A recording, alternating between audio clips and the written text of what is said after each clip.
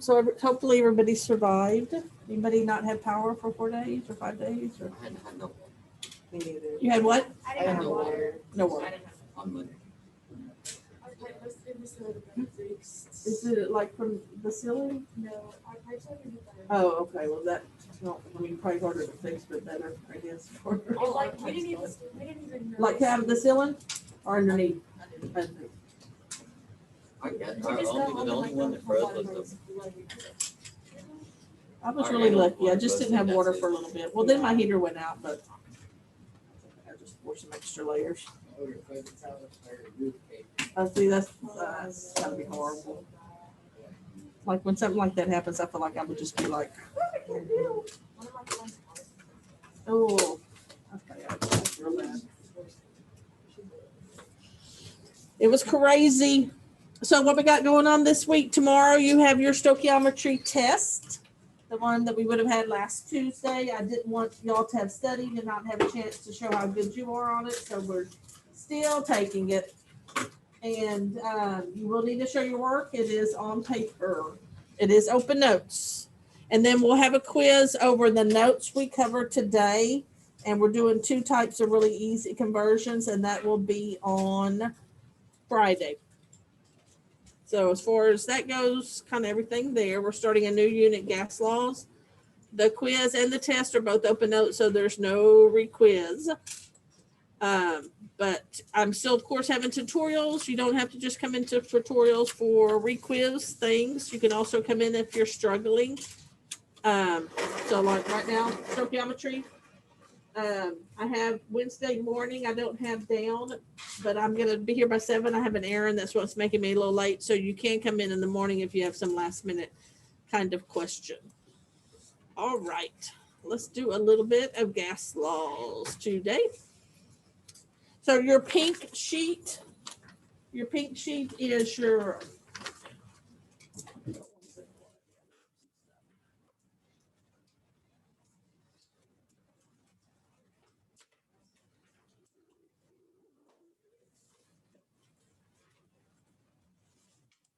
and I know this is the time now where my baseball, my soccer, that's kind of a combination of softball and soccer.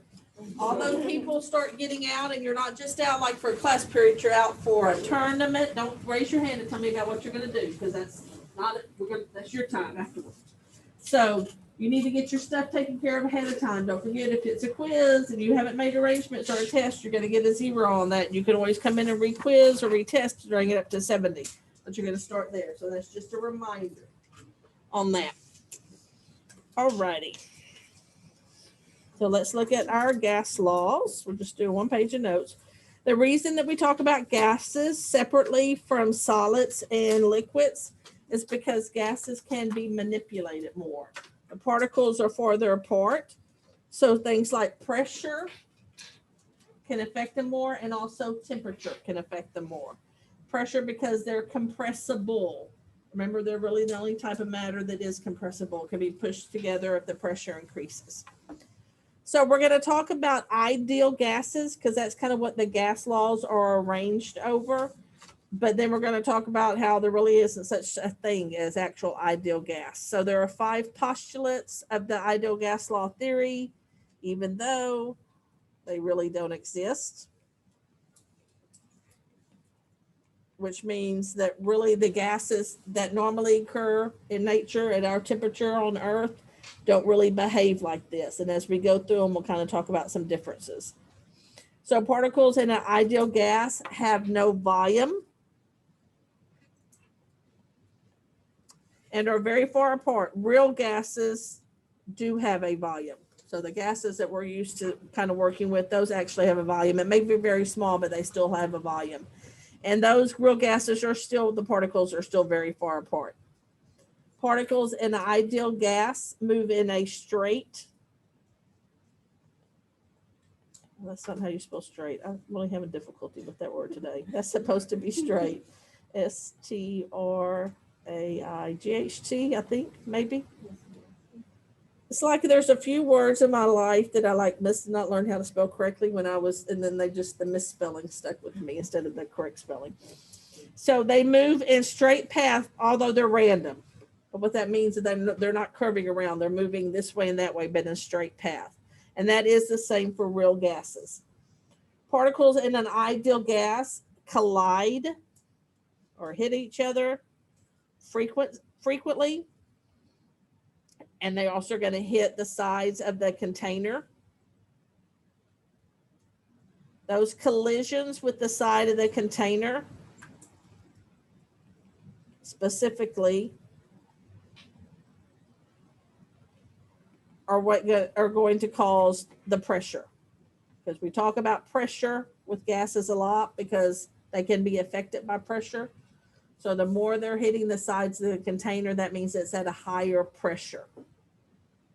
Out of all the different things we talk about with gas laws, pressure is probably the one y'all have maybe worked with the least, unless you happen to be taking physics along with chemistry. All collisions are elastic, which means they hit each other, the particles, and they bounce off. There's no transfer of energy.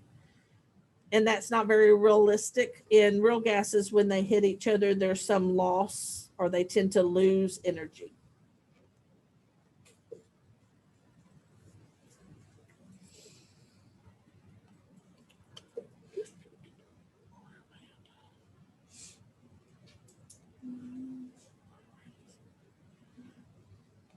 So particles in an ideal gas law do not attract or repel each other.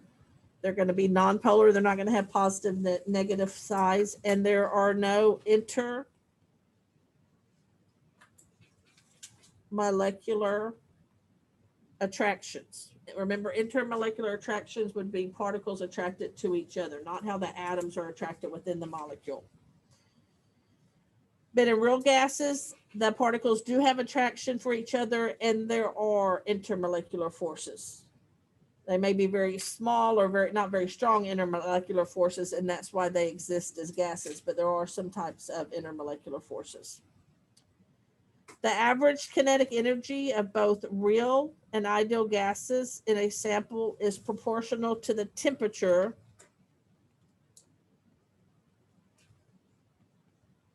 of that gas sample. And what that means is if I increase the temperature, it's going to increase the kinetic energy. Remember, kinetic energy is the movement, energy of movement. So if I increase the temperature, it gets hotter, then the particles are going to start moving around more. And then if they're in a container, that's going to increase the pressure. Our temperature when we're doing gas laws is going to be measured on the Kelvin scale. Temperature increase and the kinetic energy will increase. So if you're given temperature in Celsius, you have to convert it to Kelvin before you put it into our formulas, which we'll start using on Thursday. Even if the problem asks you what is the final temperature in degrees Celsius, you still have to convert to Kelvin first, get your answer, and then get it back to Celsius. So Kelvin temperature is a measurement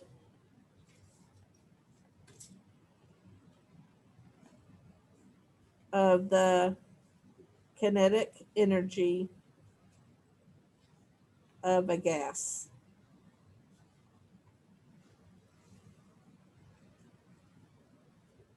So that means the higher the gas, higher the Kelvin temperature that a gas is at, then that means that gas has a higher kinetic energy. And the reason we use the Kelvin scale as opposed to the Celsius scale is because the Kelvin scale does not have negative numbers. Because in all of these formulas, if you end up with a negative number, then that can measure your answer up, because your answer should not be in a negative. So what does all this mean? It means that ideal gases cannot form liquids and solids, but real gases can at lower temperatures. We know that, nitrogen, probably the most common one. You hear of liquid nitrogen.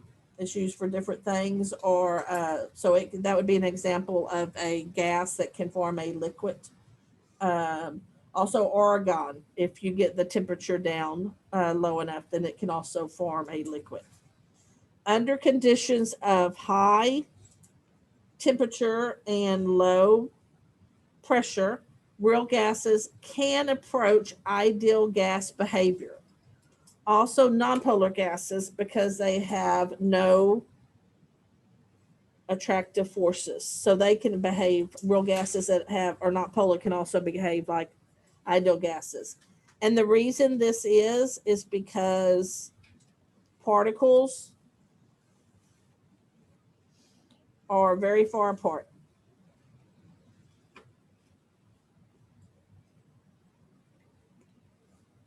So when the temperature is very high and the pressure is very low, that's going to be when the particles of a real gas get farthest apart, and that's when they're going to behave most like an ideal gas.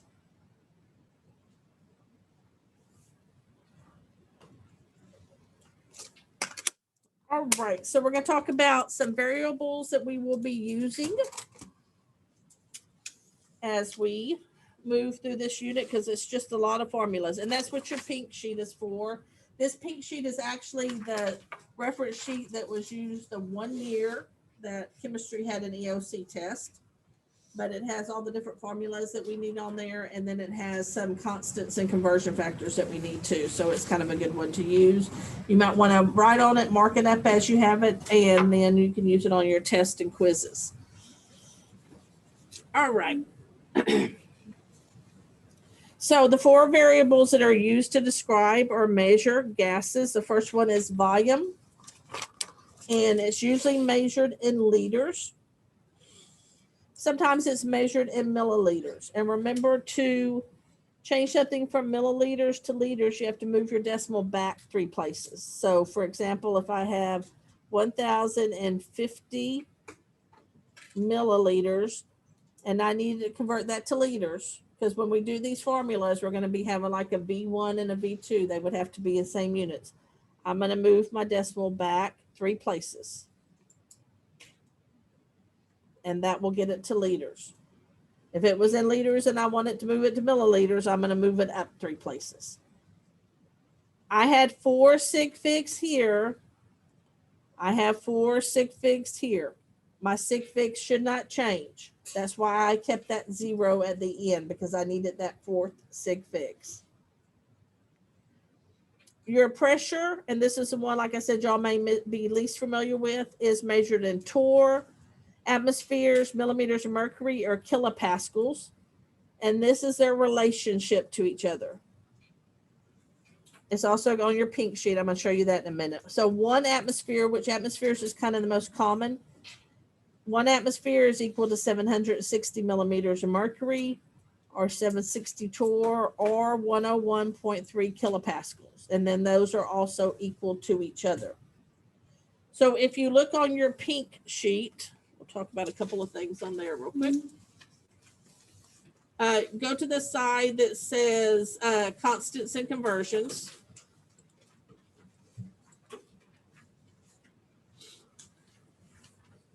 So the first one that you may want to mark are those pressure conversions, which are going to be right here.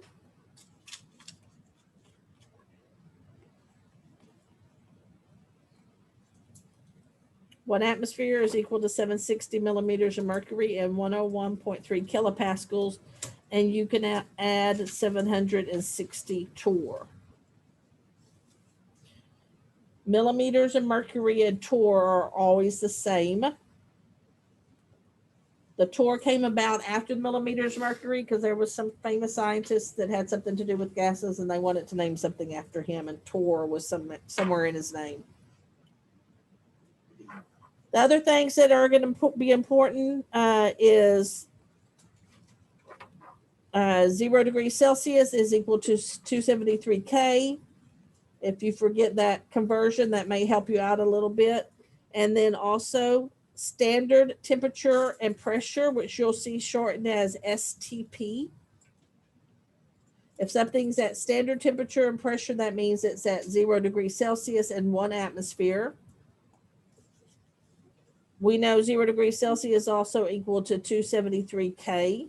So that's kind of a more realistic use of it, because your problems are going to need your temperature in Kelvin. And then 1 atmosphere, but you also know that that could also be all these things, 760 millimeters of mercury, 760 torr, or 101.3 kilopascals. And that may come in handy because you may tell you something's at STP and you may need to match up one of those pressures. No number that I take off of here will influence my sig figs. So in other words, if I say 1 atmosphere, you'll need to write this part. Like if I'm using this 1 atmosphere, that's 1.000 infinity zeros. We write it as just 1 atmosphere. But remember, conversions and constants do not affect our sig figs. So nothing you take off of here should affect your sig figs. And we'll look at some conversions with pressure in a minute. When we look at y'all look at your practice, it'll be easier to look there. All right, next thing, amount. Whenever we do our mount, a little N, and the little N, just like before, stands for moles. Oh, I skipped temperature. Temperature always has to be in Kelvin. And remember, Kelvin does not have a degree sign. So conversion is 0 degrees. It's supposed to be 0. Oh, give me a chance. Hold on. I've been out of practice for a week. 0 degrees Celsius plus 273 is going to give you Kelvin. Or Kelvin minus 273 is going to give you degrees Celsius. Probably the easiest conversion that we'll ever do. Now remember, we're adding or subtracting, so you're looking at places behind the decimal.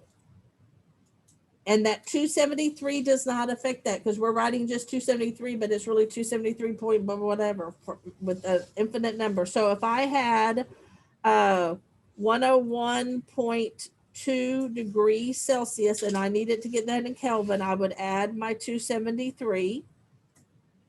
And then my answer would be 374.2 Kelvin. This was one place behind the decimal, and that's what's going to determine my answer.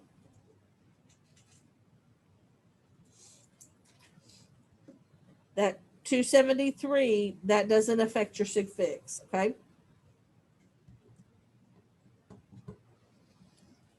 All right, and last thing, STP conditions, that stands for standard temperature and pressure. And we probably won't really use that until Thursday. The standard temperature is 0. I'm really having trouble writing that.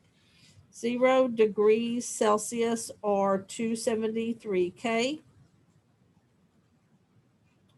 And standard pressure is 1 ATM, 1 atmosphere, or all those different things that you wrote on your pink sheet. It could be 760 torr, 760 millimeters of mercury, 101.3, because you know all those are equal.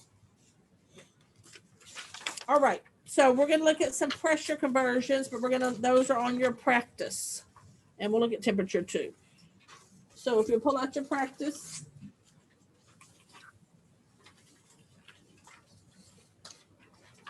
What am I doing? Okay, here we go.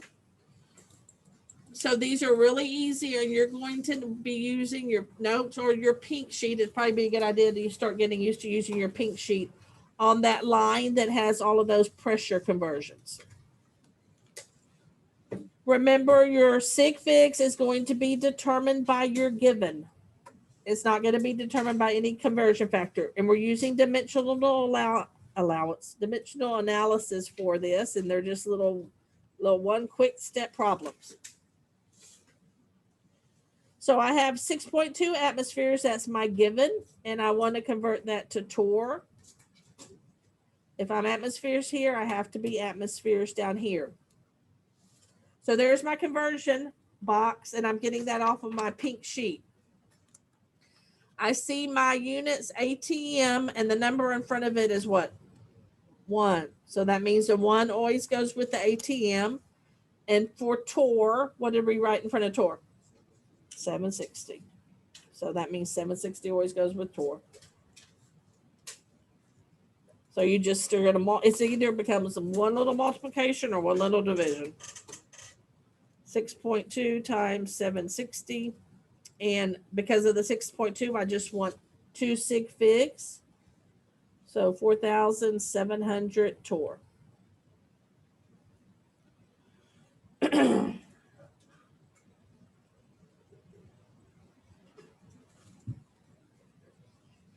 Just jump down here and do another one. We'll look at number 11. 526 millimeters mercury, and I want to convert that to kilopascals. If I'm millimeters mercury here, I have to be millimeters of mercury down here. So now I just got to get my numbers off my pink sheet. What goes with millimeters of mercury? 760, and kilopascals? 101.3. So on this one, you're going to multiply and then divide. Excuse me. And 3 sig figs because of my given.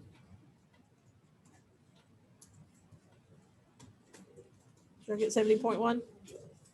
And my units would be kilopascals. Pretty easy. I also gave you a little bit of practice with temperature. The only thing that can really mess you up with temperature is if it's the sig figs. Remember, you're adding or subtracting, so you're looking at places behind your decimal, and that's coming from your given. So in other words, if I have 10.12 degrees Celsius and I want to get it to Kelvin, then I'm going to add 273. And because my given had 2 places behind the decimal, my answer should have 2 places behind the decimal.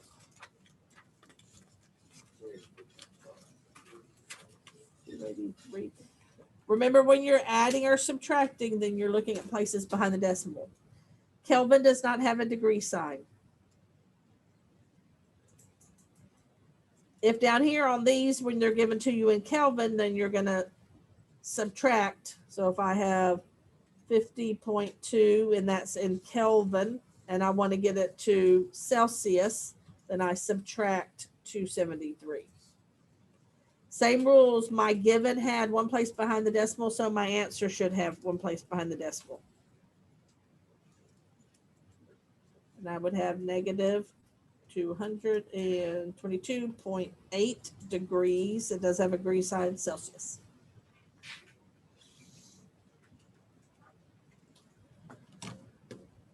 Not too bad. All right, so that'll give y'all some time to work on some of the practice.